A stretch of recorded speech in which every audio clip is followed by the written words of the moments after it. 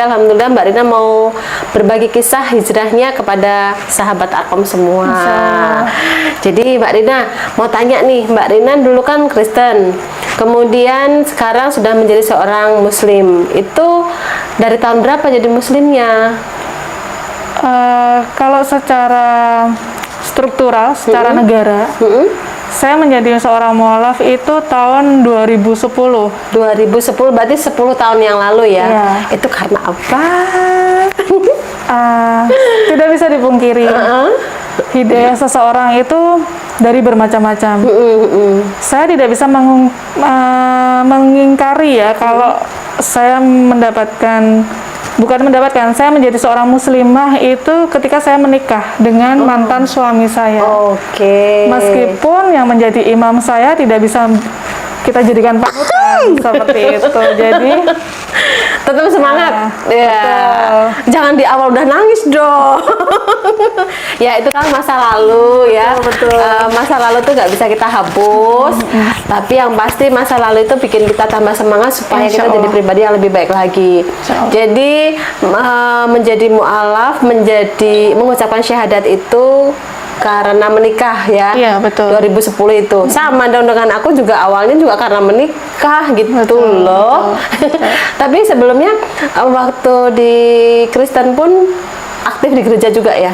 Alhamdulillah saya sempat menjadi guru sekolah minggu, aktivis juga, jadi guru tamborin juga, pemain tamborin. Masya Allah. Dan ya seperti itu. Jadi kegiatannya banyak ya?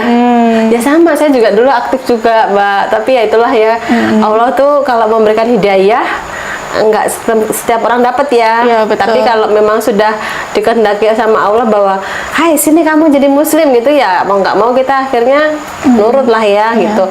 Nah di sini kan tadi awalnya karena menikah. Iya. Setelah mengucapkan syahadat kemudian sudah menjadi seorang muslim, itu dilakoni nggak, dijalanin nggak kewajibannya waktu itu? Atau masih galau-galau gitu, atau masih jadi ini hanya gini. sekedar agama gitu? Jadi gini, sebetulnya saat mengucap kalimat syahadat itu sesuatu yang sangat mudah kita lakukan ketika kita diajak seseorang. Tapi begitu kita benar-benar diperhadapkan sama, waktu itu kan saya mengucap kalimat syahadat kembali itu di depan KUA. 1 minggu sebelum kita ijab kabul, kita datang ke KUA kan biasa ada seperti itu dan Iya. mendapat sertifikat Iya, gitu iya, kan. betul, Kalau betul. muslim yang asli malah nggak dapat sertifikat. Ya benar-benar ya. Iya ya. Kalau seperti itu kita dapat Benar-benar. itu. Ketika di rumah mengucapkan syahadat itu gampang-gampang aja, gitu kan. Tapi begitu di depan orang, waktu itu ada saksinya kan? mertua, ada ibu saya, seperti perang di dalam hati. Ya Allah, ibu ikut Menyaksikan. Jadi di sini tuh kayak perang. Jadi biasanya gampang banget untuk mengucap asyhadu alla ilaha illallah wa asyhadu anna muhammadar rasulullah. Gampang banget. Saat itu cuma asyhadu alla la ilah. Jadi nggak ada yang sinkron, terbata-bata gitu. Satu terbata-bata, kedua kayak kebalik-balik kata-katanya. Padahal sebelumnya itu gampang banget. Pas begitu kita diperhadapkan benar-benar ada kitab suci, ada Al-Quran, salaman, disaksikan orang. Sini tuh kayak perang. Gitu. Satu sisi ada, Lina kamu jangan seperti itu. Satu sisi lagi, Lina kamu pengennya apa? Gitu. Jadi saya nggak munafik, karena saya Kristen dari bayi. Iya, dari kecil ya. Dari kecil, apalagi bapak saya juga sempat menjadi penasehat di dalam gereja. Apa istilahnya tuh ya? Apa ya, kalau pendeta enggak, tapi penasehat. Kayak penasehat. Jadi apa-apa pendeta itu selalu sharing sama almarhum bapak. Seperti itu. Meskipun bapak ibu saya tadinya berbeda ya, saya masih melihat ibu saya Muslim, bapak Nasrani. Ketika itu saya kelas 1 SD, saya masih melihat mereka berdua itu berbeda jalan. Bapak saya setiap minggu ke gereja membawa Alkitab, ibu saya sholat. Oh, Masya Allah. Dan sampai pada akhirnya saya juga nggak tahu ibu saya dapat hidayah dari mana. Kata beliau, dapat hidayah juga sih seperti saya, tapi hidayahnya kok ke Kristen. Hidayahnya malah ke Kristen Ibu ya. Makanya saya juga aduh, tapi ya sudahlah, itu pilihan kok, Iya, itu betul, menurut betul. saya. Tapi ini luar biasa ya Mbak ya. Apa namanya, Ibu dan Bapak ya mestinya ya mensupport Mbak Rina untuk menikah dengan seorang muslim dan mengizinkan Mbak Rina untuk menjadi seorang mu'alaf. Sebetulnya kalau Bapak mensupport tuh enggak juga ya Bun, karena kan saya menikah posisi Bapak itu meninggal tahun 2003. Oh, inilah. Saya menikah tahun 2010 dan kakak saya waktu itu juga sempat berpacaran dengan orang muslim. Bapak menentang keras. Mungkin kalau Bapak masih hidup juga tidak mensupport. Cuman kalau di sini saya melihat andil yang begitu besar tuh seorang ibu. Iya betul. Jadi ketika saya meminta izin saya untuk bilang, Bu, saya mau menjadi seorang muslim, karena dulu saya ingat bapak saya tuh selalu bilang, waktu kakak saya dapat pacaran sama orang muslim, selalu bilang, kamu boleh pindah agama Hindu, Buddha, Islam, ketika kamu sudah bisa membiayai hidupmu sendiri. Gitu. Nah, itu yang tak tanemin. Saya bilang sama ibu, Bu, saya mau menikah dengan orang tapi beda agama. Apakah ibu memberikan restu? Seingat saya dulu almarhum bapak pernah bilang, kamu boleh menentukan pilihanmu, hakmu, keyakinanmu ketika kamu sudah bisa mendapatkan nafkah sendiri, menghidupi dirimu sendiri. Saya balik. Luar biasa ya. Saya balik lah ketika ibu bilang gini, kamu nek jadi muslim, ibu rak masalah, tapi satu, nek muslim tenan, bukan cuma sekedar KTP, seperti itu. Tapi nek kamu tidak bisa menjalankan dirasa berat, mending rasa jadi muslim. Jadi itu juga salah satu semangat untuk Mbak Rina ya. Iya, padahal ibu saya Nasrani. Yang tadinya muslim malah menjadi seorang Nasrani ya. Tapi dia tetap dia ngasih motivasi meskipun kita beda jalur ya Bu, seperti itu. Dan ini jadi PR buat saya, gimana caranya mengembalikan ibu saya ke muslim kembali. Masya Allah. Gitu, meskipun nggak mudah sih. Iya. Terus setelah menikah ya, ini berarti kan support dari orang tua memang bapak sudah nggak ada ya almarhum, kemudian ibu juga memberikan support. Tapi dengan syarat bahwa Mbak Rina harus sungguh-sungguh menjadi seorang muslim. Nah, setelah menikah dengan bapaknya anak-anak, itu apakah memang langsung mengikuti semua? Karena kan tadi dilihat bahwa Mbak Rina itu aktivis di gereja. Pasti saya yakin itu banyak sekali omongan yang kurang baik ya, ataupun nggak nyaman buat kita. Karena dulu kita kan aktivis. Setelah itu tiba-tiba kita jadi seorang muslim. Apakah dengan mudahnya untuk Mbak Rina itu waktu itu? Jadi gini Bun, saya tipe orang cuek gitu. Orang mau ngomong saya apa di belakang saya nggak masalah, terserah, itu hak kamu. Yang penting dalam hidup saya nggak ganggu orang, tolong juga jangan ganggu privasi saya gitu. Sampai kalau ngomong itu di depan saya, baru saya bisa sanggah. Tapi kalau dia mau ngerasani saya yang bergeming-geming gitu, masa bodoh gitu. Dan alhamdulillah begitu kami menikah sampai dengan tahun 2016 saya menjalankan semua sunnah-sunnah. Masya Allah gitu. Jadi saya apalagi waktu saya keguguran kakaknya Azam, saya lemah kandungan, itu Azam itu anugerah buat kami. Karena begitu saya habis keguguran, saya hamil lagi Azam. Itu saya nonstop tahajud. Saya cuman seperti ini, ya Allah, kalau memang ini rezeki buat saya, tolong mudahkan semuanya. Gitu. Jawaban dari tahajud itu saya nggak pernah flag, nggak pernah apa. Dan bener-bener Azam itu lahir sampai mantan suami saya kan orang kaya Bun. Saya orang sederhana. Tapi kami demi Allah, demi Rasulullah tidak pernah yang namanya dimodalin sama mertua ataupun paling rumah ini dimodalin sama ibu, pinjam sertifikat, saya angsur gitu kan.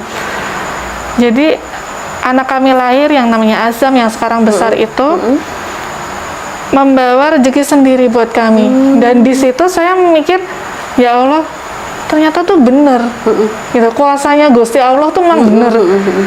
Dari saya lemah kandungan, Azam itu 2 bulan saya hamil, di USG nggak kelihatan janinnya. Dan dikasih kesempatan sama dokter 1 minggu, kalau tetap nggak ada perkembangan harus dikuret. Saya cuma nangis berdua sama mantan suami. kita sholat bareng, kita tahajud, suami sempat juga puasa. Alhamdulillah selang 1 minggu kita ke rumah sakit, ternyata Kelihatan. janinnya tuh gede, sampai dokter sampai bilang subhanallah, ini mukjizat Bu, ini mukjizat dari Allah. Iya. Saya belum pernah melihat kasus seperti ini, yang janin tidak berkembang 2 bulan harusnya sudah kelihatan gede, tidak kelihatan, tiba-tiba ini kelihatan. Masya Allah. Di situ saya menjadi, Hebat. saya tidak salah, pilihan saya menjadi mualaf tidak salah, berarti ya ini jawaban. Jadi Aisyah lahir umur tahun berapa? Tahun 2012, tanggal 28 Mei 2012. Jadi setelah 2 tahun menikah itu Setelah ya? 2 tahun menikah, ya sebelumnya kan saya guguran terus Iya, Bu. tapi itu masih tetap bekerja? Masih bekerja. Masih bekerja. Gitu. Dan alhamdulillah begitu azam, detik azam lahir tuh kami bisa membeli rumah ini, bisa membeli mobil, bisa membeli semuanya.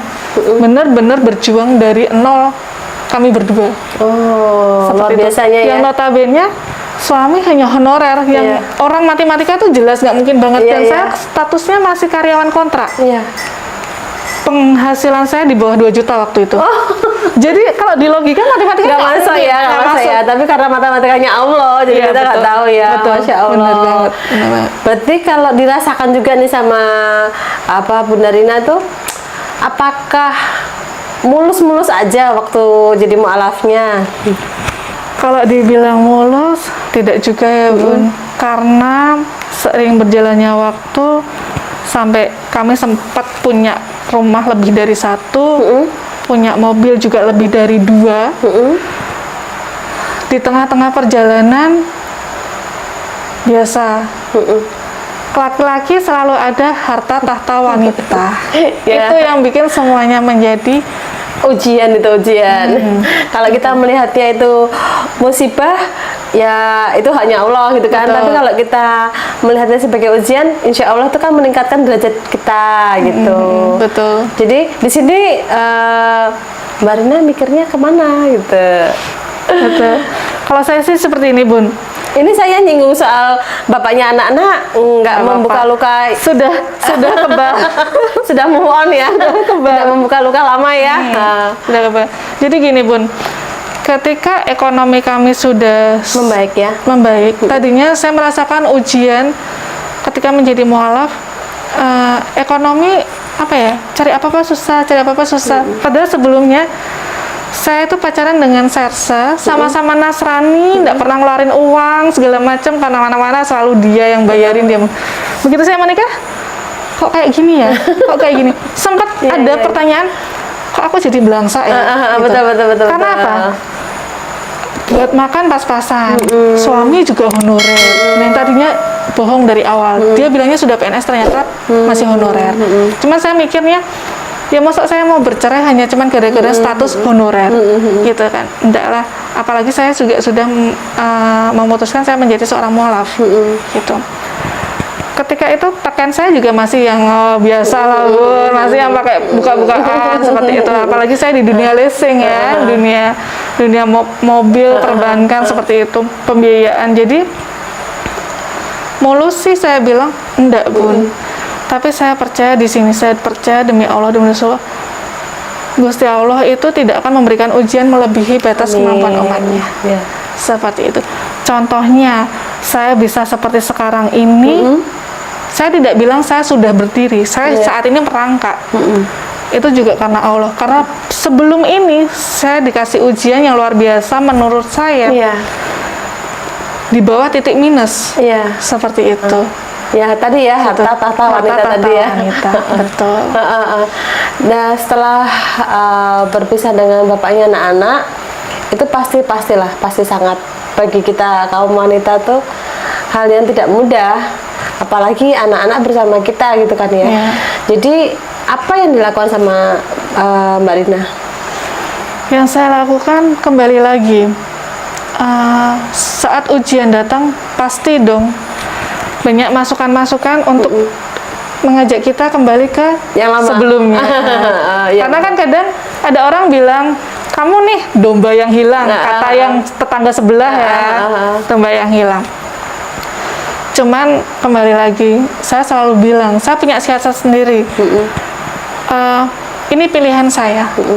Pasti ada konsekuensi yang harus saya bayar. Seperti itu. Ketika saya mengalami ujian, materi saya sudah terpenuhi semua, saya pengen naik mobil, bukannya sombong atau gimana, sombong sedikit boleh, karena kan tamunya gitu kan.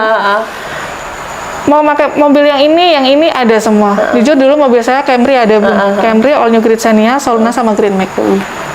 Ketika itu semuanya hilang karena perbuatan suami saya, mantan suami saya dengan tetangga satu RT,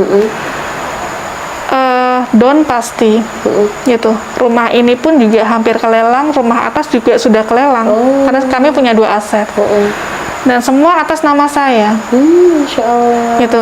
Jadi bukan hanya, kalau saya sih nggak mau mengumbar aib ya, cuman saya sharing, berbagi cerita untuk memotivasi. Barangkali ada teman-teman yang memiliki nasib sama seperti saya, atau mungkin lebih parah dari saya. Jangan khawatir, itu bukan aib, tapi untuk motivasi kita, gitu kan. Itulah cara Gusti Allah. Kalau kamu cinta sama Allah, tapi kamu pengen dapatnya AC, pengen dapatnya TV, ya wes, ya dapatnya itu, gitu ya. ini sama tetangga sebelah, ya udah ikut, gitu. Tapi kalau kamu pengen surga, ya kamu harus siap dengan air mata perjuangan, pasti itu. Bagus sekali nih ya. Karena ujian itu nggak cuma kemewahan. Iya, betul. Seperti itu, Bun. Jadi kalau kita siap untuk, bagus nih, kata-katanya bagus. Jadi saya mendapatkan hal baru dari Mbak Rina, bahwa kalau ingin mendapatkan surga, ya harus siap dengan air mata dan pengorbanan. Pasti. Dan pengorbanan di sini memang besar sekali ya. Jadi yang tadinya kita berdua, akhirnya kita hanya satu. Kemudian yang tadinya kita mengurus anak juga berdua, akhirnya kita menjadi satu, hanya satu. Cara menyiasatinya Bunda itu gimana? Apakah ya, kembali lagi pertanyaan saya, apakah mulus-mulus aja di saat Mbak Rina tuh terpuruk? Apakah tidak ada rasa marah sama Allah gitu loh? Aku nih sudah jadi mu'alaf loh, kok kamu kasih begini? Apakah tidak ada rasa seperti itu? Kalau rasa berontak, kalau saya bilang tidak ada, saya munafik. Saya orang biasa, saya bilang tidak ada, itu munafik banget. Saya sudah hancur nama baik, hancur keluarga saya oleh pelakor, dan hancur materi semuanya. Jadi apa ya, sempat saya mau melakukan perbuatan bunuh diri, gitu.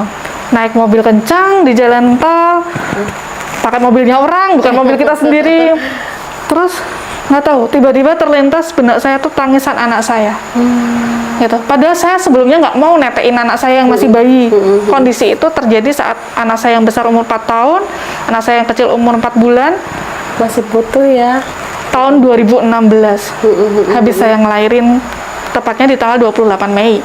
Saya melihat kejadian semuanya, yang tadinya saya nggak tahu ujian apa, mulai dari ekonomi kami amblok kembali dan segala macam. Saya cuman waktu itu ada seperti yang saya pernah sharing gitu kan sama Bunda, pembantu saya selalu bangunin saya di tengah sepertiga malam, jam 2, Bu bangun tahajud, Bu bangun tahajud. Saya cuma minta seperti ini, ya Allah, sebenarnya apa yang terjadi dalam rumah tangga kami? Tunjukkan segamblang-gamblangnya, dan beri saya kekuatan untuk bisa menghadapi ketegaran. Gitu. 7 tahun kami menikah, saya tidak pernah yang namanya buka tas suami, itu nggak pernah. Tas kerja suami. Tas kerja suami nggak pernah. Buka dompet nggak pernah. Waktu itu habis sholat duha, saya pagi harinya kan saya itu ya, suami kan sedang di kantor, nggak pulang rumah, saya samperin, pulang sampai rumah dia tidur. Saya duha, saya lihat ada tas, kayak ada yang mendorong. Harus buka tas itu, buka tas itu, sampai akhirnya saya menemukan kenyataan pahit, bukti-bukti semuanya. Gitu. Ya, itulah pokoknya ngambil ini. Terus sampai akhirnya saya memutuskan, saya masih menerima dia kembali dengan posisi dia kere, tidak punya apa-apa, dan kami bertumpuk-tumpuk hutang sampai 1 M. Masya Allah. Posisi 1 M itu barang-barang kami sudah bukan beberapa ya, semuanya sudah hilang. Sudah habis ya. Habis, tinggal rumah ini masih di top up. Jadi isinya hutang semua Bun. Sampai saya nggak ada motor, nggak ada mobil satupun. Gitu. Jadi, dan saya masih menerima suami cuma demi anak. Iya. Seperti itu. Betul. Setahun berlalu, tahun 2017, 1 April, karena suami sudah tidak berada di domisili di daerah Bukit Kencana, karena dia malu dan segala macam, dia kontrak di daerah Mangunharjo. Ketika saya pergi kembali, Hancur sudah ya. masih menemukan dengan wanita yang sama, Bun. Di situ saya langsung mikir, ya Allah, apa meneh iki, ya Allah, gitu. Saya cuman sebelum saya menemukan hal tersebut, saya selalu dalam doa saya bilang, ya Allah, tunjukkan sama saya, biar saya tidak salah mengambil keputusan antara saya bercerai atau saya terus, gitu kan. Ini baik imam yang buat saya atau tidak. Tunjukkan saya segamblang-gamblangnya. Tunjukkan lagi ya Allah. Saya selalu bilang tunjukkan lagi. Saya tidak pernah puas dengan satu kali jawaban. Ditunjukkan, Bun. Saya dikasih surprise, saya ke sana dengan perempuan yang sama. Saya mandi kirain istri kedua, padahal saya istri tunggal. Seperti itu. Masya Allah. Akhirnya saya mengambil keputusan, kami divorce, kami cerai. Ketika saya sudah bercerai sama dia, saya mengalami titik-titik di masa di bawah minus sekali. Ya, pasti. Tidak ada motor buat berangkat kerja. Akhirnya ibu saya repotin lagi. Dia menjual kalungnya untuk DP motor saya, motor Vario waktu itu. Angsuran 600.000, ambil 3 tahun, DP 2 juta. Waktu itu saya mengalami anak saya minta roti tawar. Mi, aku beliin roti tawar. Seorang ibu. Kalau diminta sama anaknya. Anak minta roti tawar, dan ini nyata, benar-benar nyata. Saat itu saya tidak mau beliin, Bun. Masya Allah. Karena di situ masih tanggal 15, gajian saya tanggal 27. Uang saya tinggal 10.000. Anak saya minta roti tawar, saya cuma bilang gini, tunggu Umi punya uang ya, Nang. Jadi yang tadinya saya mau beli apa aja gampang. Soalnya saya orangnya boros. Terpuruknya ya. Benar-benar terpuruk. Nggak ada perhiasan, semental perhiasan tuh nggak ada. BPKB juga nggak ada. Sertifikat di bank. Mau minta sama ibu malu.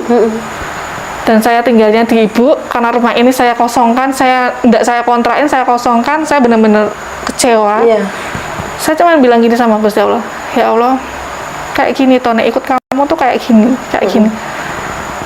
Saya sempat dalam hati saya bilang, saya enggak mau sholat. Saya sempat enggak sholat itu 3 bulan. Ya, karena kita seperti rasanya tuh jengkel. Ya betul, saya bisa memahami. Saya enggak sholat 3 bulan. Saya kalau kecuali ke kantor masih pakai hijab, tapi keluar kelas saya enggak pakai hijab. Ibu saya selalu negur, kamu pakai hijab kok kayak kulkas, buka tutup. Terus bento, Bu, apa yang perlu tak buat Ibu? Saya menjadi Kristen, enggak pernah saya dibikin susah sama orang. Saya menjadi mualaf, orang yang memualafkan saya membuat saya susah, hancur seremuk-remuknya. Terus apik kayak gitu. Ibu selalu bilang apik, padahal beliau Nasrani, tapi dia selalu memotivasi, kamu sudah apa janji ibu apa dari awal? Harus sungguh-sungguh. Kalau kamu sudah memutuskan Muslim, ya wes, jangan sampai kamu belok-belok, apapun konsekuensinya. Seperti itu. Sampai akhirnya saya ketemu ustazah siapa ya, saya lupa, yang di Banyumanik. Saya bilang semua kekecewaan saya, Bu, saya kecewa seperti ini. Saya tidak mau menjadi Muslim lagi, gini. Tapi kamu masih pakai hijab kesini, berarti kan kamu masih Muslim. Iya, Bu, tapi aku jengkel. Gitu, manusiawi kan, Bu. Makanya saya bilang, kalau saya bilang saya tidak kecewa, munafik. Saya kecewa. Saya tetap tidak mau sholat. Keterpurukan itu pasti, selalu ada. Saya bilang, Bu, tambah kayak gini ya. Ibu cuma bilang ikhlas no. Tadinya saya sering ke Banyumanik, ke mertua, minta hak saya, minta uang saya 100 juta yang dibawa kabur sama mantan suami, kartu kredit, perhiasan, yang saya dapetin apa? Saya dibikin kayak keset, Bun, kalau pengen tahu. Dibikin kayak keset, tidak ada ajine. Anak saya juga tidak dipeduliin juga, padahal mertua saya kalau dibilang orang biasa enggak, kaya.